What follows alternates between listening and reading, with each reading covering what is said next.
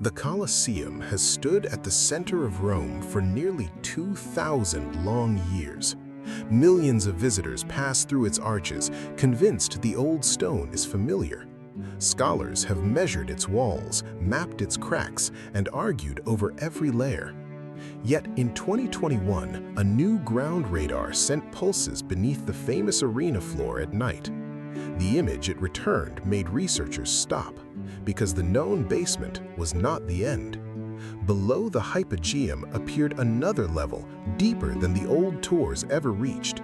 It looked like a buried world, sealed under the building everyone thought was solved.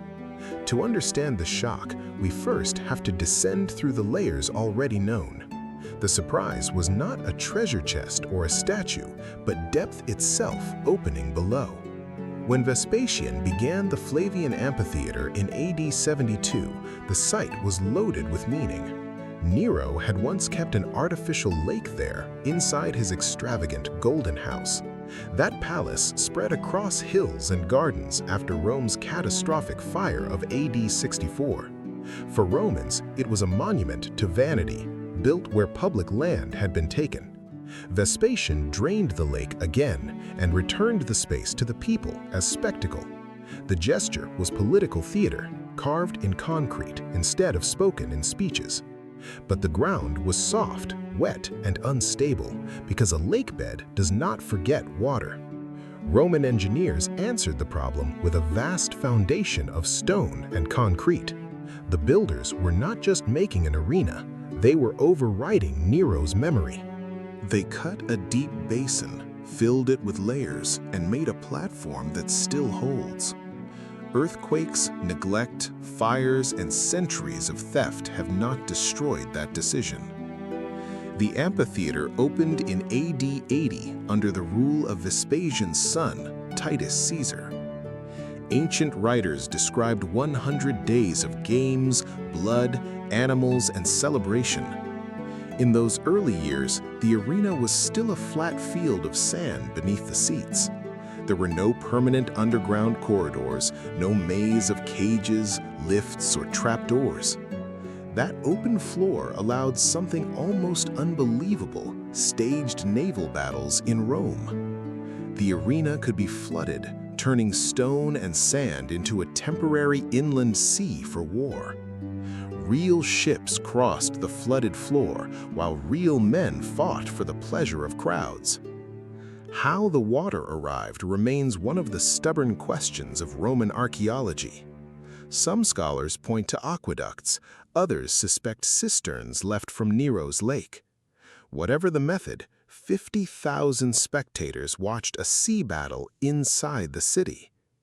That possibility ended when Domitian ordered a permanent hypogeum beneath the stage. Around the 80s AD, the amphitheater became an engine room hidden under a sandy mask above. The flooded spectacles vanished, but a darker and more astonishing theater replaced them. From then on, the Colosseum could make the earth itself seem to perform for Rome. The marvel was not only the battle, but the plumbing hidden from the watching crowd. Imagine a spectator looking down to a quiet, level floor of pale sand before noon.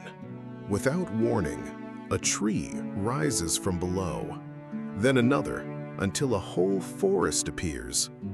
Deer break from the artificial trees, then boars, bears, and the first roar of cats.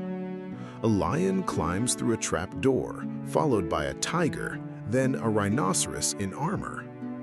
Within minutes, the arena has become wilderness, and hunters walk into real danger. The crowd sees no wheels, ropes, platforms, or sweat. It sees only sudden magic. That magic depended on dozens of wooden lifts driven by sweating slaves in the dark. Ropes, pulleys, counterweights, and capstans raised cages, scenery, men, and beasts. Below, operators worked by calls and signals, timing each rise to the spectacle. Each opening in the floor was hidden under sand until the instant it was needed.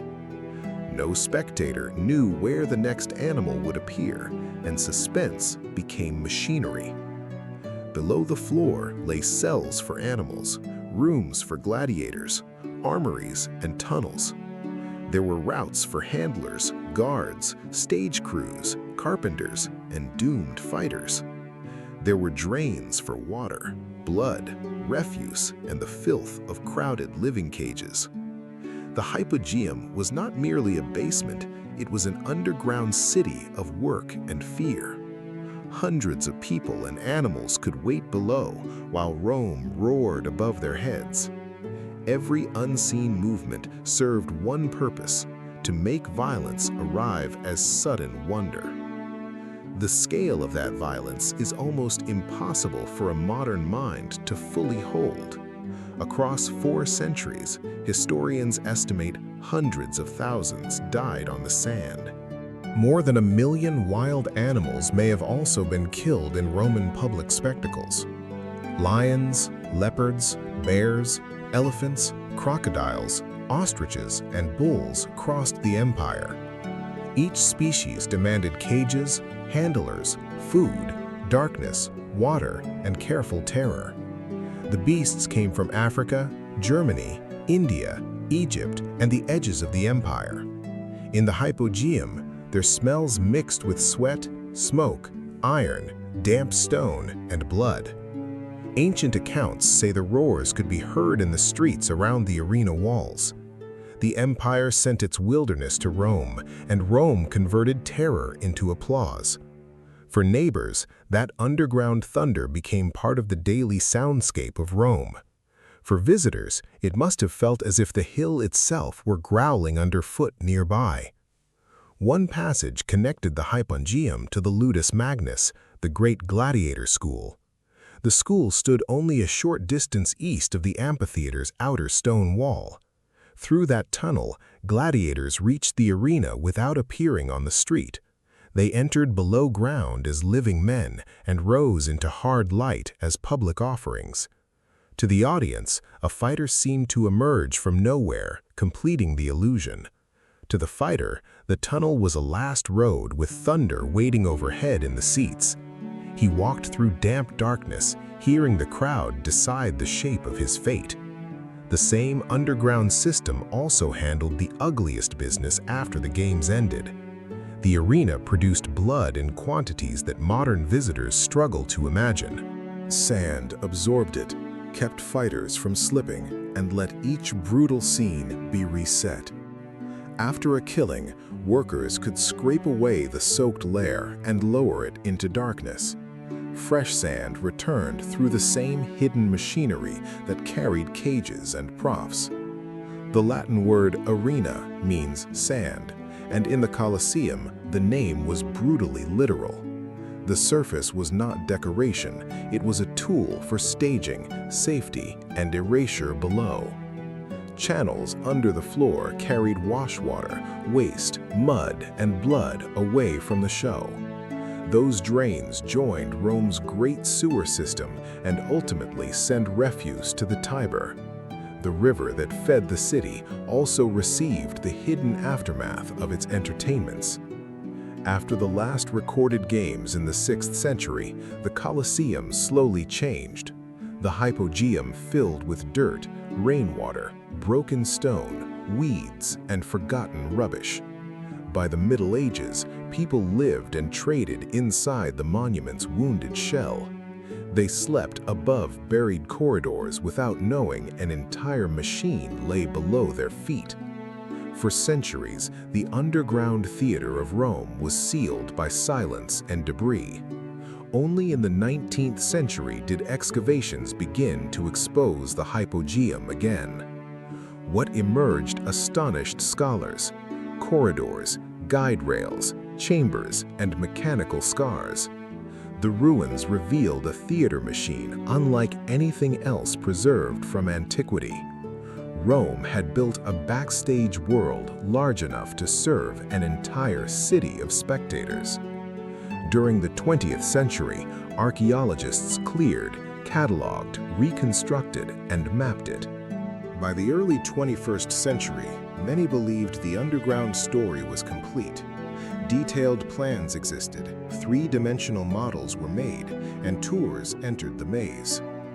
Researchers spoke as if the bottom had been reached and the mystery fully organized. Then a newer generation of ground-penetrating radar changed the confidence in that claim. The device sends electromagnetic pulses into soil and reads the echoes that return. Stone, voids, water, and metal reflect those signals in sharply different ways below. The principle is like sonar, except the sea is earth and the sound is radio waves. Older systems had been useful, but their reach and detail were severely limited. They could locate a large void, but not draw the fine bones of a buried structure. Newer units can see much deeper and resolve shapes at a far sharper scale underground. For archaeologists, the tool became a kind of X-ray for the ancient ground below. At the end of 2020 and into 2021, researchers scanned the Colosseum after dark again. Night reduced tourist movement, traffic vibration, and other noise in the raw data. Antennae crossed the site along a careful grid, gathering thousands of narrow views. Computers stitched those views into a three-dimensional map of the ground beneath Rome. The finished map did not match the tidy picture that scholars expected to see there. Below the known hypogeum, deeper than the exposed corridors, new anomalies appeared. They lay roughly 6 to 12 meters under the level of the underground floor itself.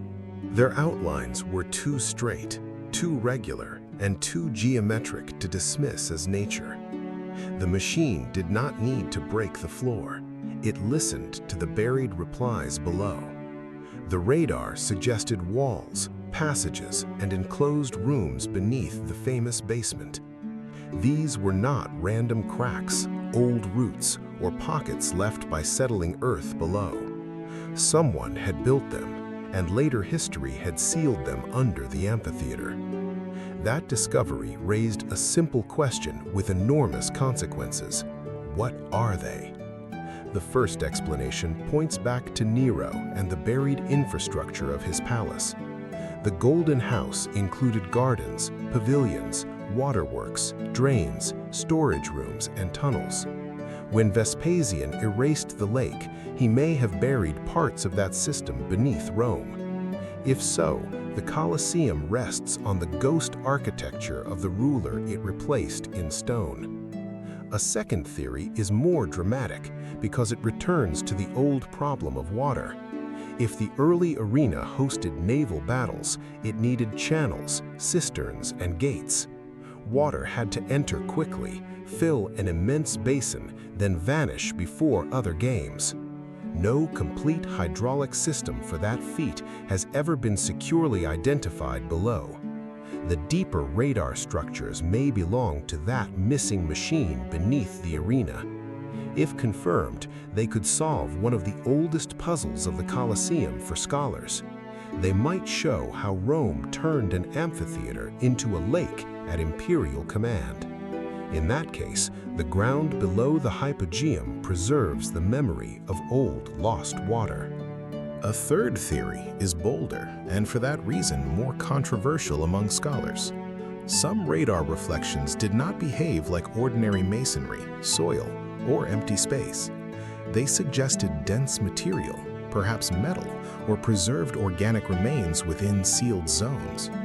That opened a possibility of graves beneath the foundation or beside older structures.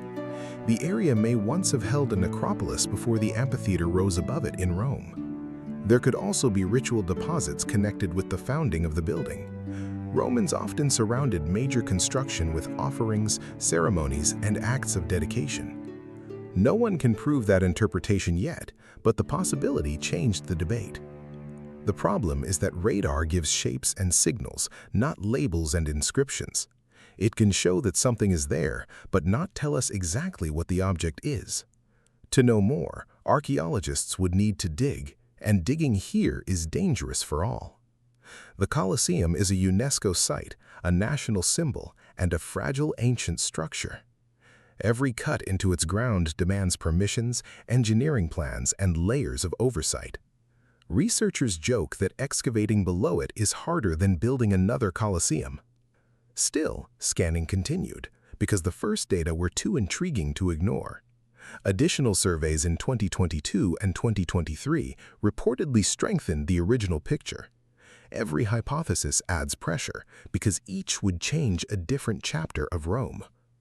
The full results have not all been published, but the pattern appears persistent. The hidden structures are real, extensive, and deeper than any known part of the monument. Some passages seem to run beyond the amphitheater towards the Palatine Hill nearby. That direction matters because the imperial palaces rose above that part of Rome.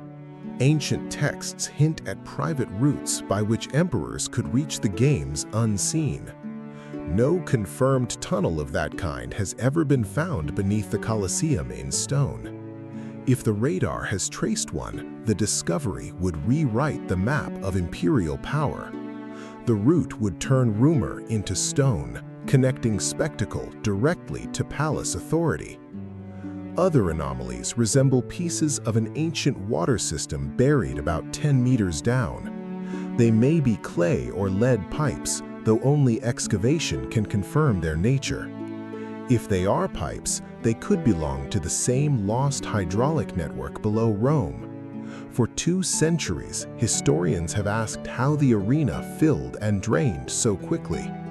Ancient sources insist that naval games occurred, but the mechanism remained elusive. Now the answer may lie under layers of concrete, rubble, and layer reconstruction. Domitian may have buried the older water system when he built the hypogeum underfoot. The stage machinery of beasts may literally rest above the machinery of vanished water. The radar also found hints of structures outside the familiar foundation line itself. That suggests the Colosseum's working world reached farther than the surviving walls imply. Around the amphitheater stood armories, barracks, medical rooms, workshops, and morgues. Many were destroyed, rebuilt, or swallowed by the medieval and modern city above. Their locations are often guessed from fragments, texts, and uneven archaeological traces. If the buried outlines are those buildings, the whole complex could be redrawn again. For the first time, scholars might see the Colosseum as a complete ecosystem at last. The amphitheater was only the bright center of a much larger working machine below. At the same time, restoration has changed how modern visitors encounter the monument. A new movable arena floor was planned to cover parts of the exposed hypogeum below. Supporters say it will restore the original sense of a continuous stage for visitors. They also argue that it can host events without erasing the archaeology below, intact. Critics hear something harsher: entertainment returning to a place built on suffering. The dispute reveals how alive the Colosseum remains in the modern imagination today. Even conservation here becomes theater, with stone, memory, money, and ethics on stage. Beneath that debate, the radar points to an older stage still waiting below there. That hidden layer may be older than the Colosseum itself, and older than Vespasian. It may remember Nero's palace, Republican houses, sacred ground, or the honored dead. Rome is a city standing on roughly 20 meters of its own layered history underfoot. Each century laid itself over the previous one, not replacing it completely there. The Colosseum feels singular, but in this sense it remains completely Roman too. Its visible grandeur is only the upper page of a much deeper manuscript waiting below. Below it lie earlier sentences, crossed out by power, but not entirely erased from memory. The radar did not discover emptiness, it discovered another page still written below. In Rome, the past is not behind you, it is under your shoes and under the street. Modern Rome has learned this lesson almost every time it tries to dig beneath its streets. Subway construction becomes archaeology, and timetables collapse into ancient history. Stations have revealed barracks, farms, irrigation systems, homes, graves, and foundations. A tunnel meant for commuters can suddenly open into the daily life of ancient emperors. That is why Roman engineers sometimes seem to excavate time instead of soil beneath Rome. Under almost every square meter lie 5 or 6 previous versions of the city underfoot. Rome is not simply built on ruins, it is made of them, stacked upward through time. The Colosseum is the richest slice of that layered archaeological cake for any digger. Tourists who descend into the hypogeum often believe they are standing at the bottom. They see the corridors where animals waited and gladiators listened to the crowd. They see damp stone, narrow passages, and the exposed ribs of ancient machinery. What they do not see is the darkness under that darkness, still unopened by human hands. The radar has shown that the floor beneath their feet may be another ceiling waiting below. Below the known maze may lie another maze, and perhaps another below that in darkness. No one yet knows how many levels of memory the monument has protected inside itself. That uncertainty is why the discovery feels less like an ending than an opening door. There is irony in the fact that Rome's greatest showplace became a keeper of secrets. For 2,000 years, the Colosseum displayed itself to the world in daylight. All the while, it kept deeper rooms, older systems, and stranger questions underground. It is a palimpsest, one text written across another without fully erasing it through time. The Palladian amphitheater lies over Nero, Nero over the Republic, and so downward. New instruments let us read one more buried line, but not the final page waiting below.